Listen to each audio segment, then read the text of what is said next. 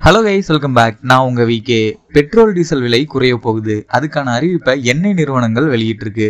அது என்ன அறிவிப்பு, எந்த தேதியிலிருந்து அப்படிங்கிற முழு விவரத்தையும் இன்னைக்கு நம்ம வீடியோல பார்ப்போம். அதுக்கு முன்னாடி நம்ம சேனலை யாராவது சப்ஸ்கிரைப் பண்ணாம இருந்தீங்கன்னா மறக்காம இப்பவே சப்ஸ்கிரைப் பண்ணிருங்க. அப்படியே அந்த பெல் பட்டனையும் கிளிக் பண்ணிருங்க. இன்றைய காலகட்டத்தில் பெட்ரோல் டீசலோட விலை தாறுமாறா ஏறிடுச்சு. இப்போ கிட்டத்தட்ட 103 ரூபாயிலிருந்து 105 ரூபா வரைக்கும் வந்துருச்சு. இதனால தினசரி வாகன ஓட்டிகளுக்கு பெரிய தலைவலியா இருக்கு இந்த பெட்ரோல் விலை.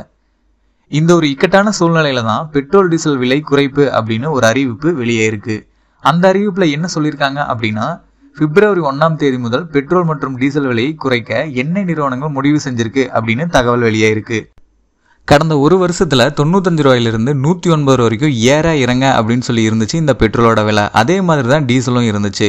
இதன் அடிப்படையில் தமிழக அரசு சார்பில் 3 ரூபா வரைக்கும் குறைச்சாங்க டீசலுக்கும் பெட்ரோலுக்கும். அதுக்கப்புறம் இந்த ஒரு அறிவிப்பு வெளியே இருக்கு.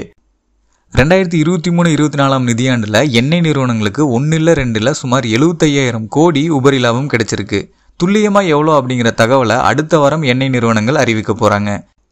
அதுக்கப்புறம் ஜனவரி இறுதியில பெட்ரோல் மற்றும் டீசல் விலையை லிட்டருக்கு 5 ரூபாயிலிருந்து 10 ரூபா வரைக்கும் குறைக்க திட்டமிட்டுள்ளதா தகவல் வெளியாயிருக்கு. ஸோ இப்போ இருக்க ரேட் என்ன அப்படின்னா 103 ரூபா 105 ரூபா இந்த ரேட் வந்து ரன் ஆயிட்டு இருக்கு.